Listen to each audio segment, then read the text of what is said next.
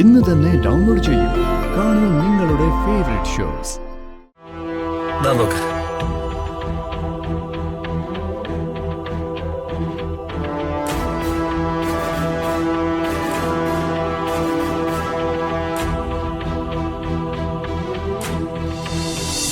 ഇത് മോളുടെ കുട്ടിക്കാലത്തുള്ള കുഞ്ഞുടുപ്പുകളാ.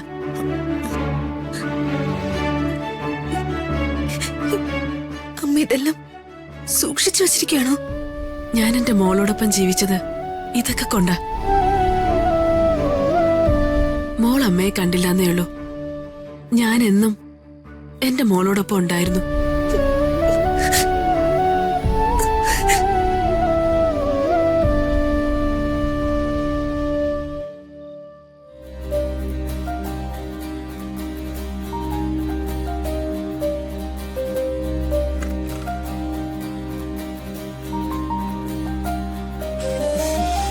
ഇതൊക്കെ മോളുടെ കുട്ടിക്കാലത്തെ കളിപ്പാട്ടങ്ങളായിരുന്നു. അപ്പോ അമ്മ ഈ സമയത്ത് എന്നോടൊപ്പം ഉണ്ടായിരുന്നോ? ഉണ്ടായിരുന്നു. മോളുടെ ആ പ്രായത്തിലൊന്നും പ്രതാപേട്ട എന്നോട് പിണങ്ങിയിട്ടില്ല. മോള് അമ്മയോടൊപ്പം തന്നെ ഉണ്ടായിരുന്നു.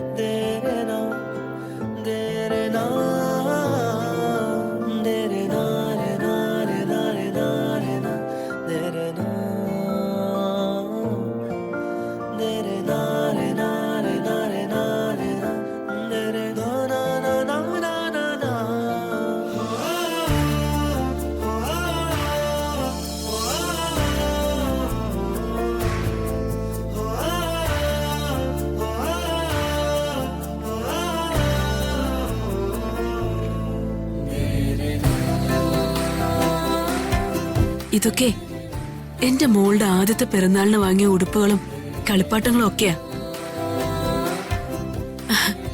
3 വയസ്സുവരെ അമ്മ മോളെ നോക്കി. പിന്നെയാ അമ്മയ്ക്ക് മോളെ പിരിയേണ്ടി വന്നത്. മോളുടെ ഓരോ പിറന്നാളിനും അമ്മ വാങ്ങി കാത്തു സൂക്ഷിച്ച കുഞ്ഞുടുപ്പുകളും പിറന്നാൾ സമ്മാനങ്ങളാ ഇതൊക്കെ.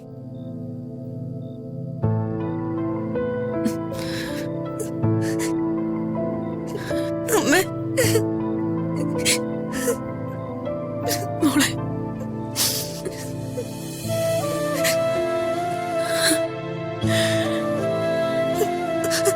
അമ്മ എന്നെ പ്രസവിച്ച നാൾ മുതൽ ഇന്ന് വരെ എന്റെ കൂടെ തന്നെ ഉണ്ടായിരുന്നല്ലേ. മോളുടെ പിന്നാലെ തന്നെ ഈ അമ്മ ഉണ്ടായിരുന്നു. എന്റെ മോളുടെ വളർച്ചകളിലെല്ലാം അമ്മ മോളോടൊപ്പം തന്നെ ഉണ്ടായിരുന്നു. അപ്പൊ അമ്മ എന്നെ ഉപേക്ഷിച്ചു പോയെന്ന് ഞാൻ വിശ്വസിച്ചത് എത്ര വലിയ തെറ്റായിരുന്നു. അമ്മ എന്നെ ചേർത്ത് പിടിച്ച് നടക്കായിരുന്നല്ലേ. അച്ഛനെക്കാളും കൂടുതൽ അമ്മയായിരുന്നു എന്റെ കൂടെ. എന്റെ പൊന്നമ്മ. തെറ്റിദ്ധരിച്ചതിന് മാപ്പ്. സോറി അമ്മ. മോളെ,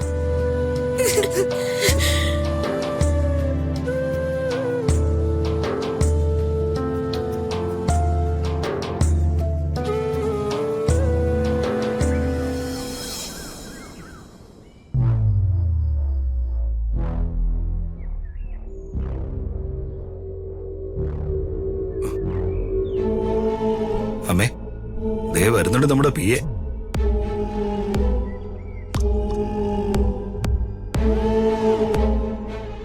ആ രാജുവിന്റെ വീട്ടിലെ കാര്യങ്ങൾ അറിയാനേ ഞാൻ നിർത്തിയിരിക്കുന്ന ചാരനാ. ചാരൻ പാരയായി മാറിയാലേ ആ നിമിഷം ചാരനെ ഞാൻ ഓടിക്കും. അമ്മേ, ഇവൻ ഉടായിപ്പ. ആ ബോഡി ലാംഗ്വേജ് കണ്ടാലേ അറിയാം. നീ വാ.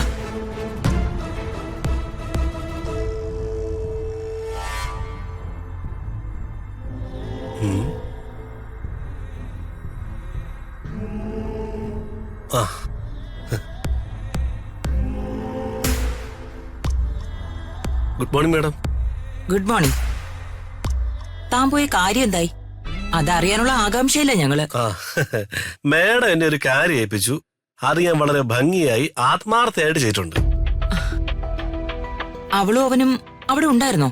പറയാം മാഡം, ഒന്ന് അടങ്ങ്. വേവോളം കാത്തിരുന്നല്ലേ, ഇനി ആറോളം അത് കാത്തിരിക്കേ. ആറോളൊക്കെ കാത്തിരിക്കാനേ ഇതെന്താ ഫുഡ് ഐറ്റംസ് വല്ലതും ആണോ? താൻ കാര്യം പറയടോ.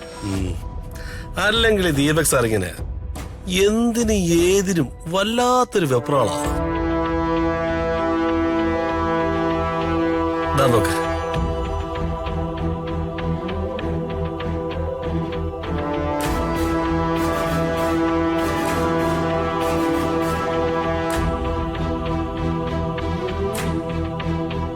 ഇതെന്താടോ ഇത്?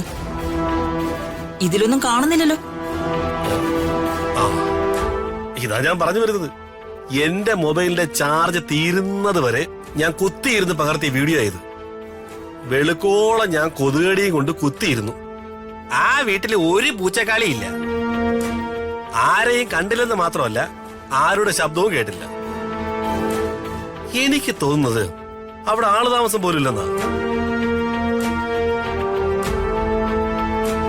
താൻ എന്നെ പറ്റിക്കുവാണോടോ? അമ്മേ, ഇതിലെന്തോ തരികടുണ്ടമ്മേ. എന്താ മേഡം ഈ പറയുന്നത്? ഞാൻ മേഡത്തിനെ പറ്റിക്കോ? ഞാൻ മേഡത്തിന്റെ പേഴ്സണൽ അസിസ്റ്റന്റ് അല്ലേ? അല്ല, താനേ ആ രാജുവിന്റെ അളിയനല്ലേ?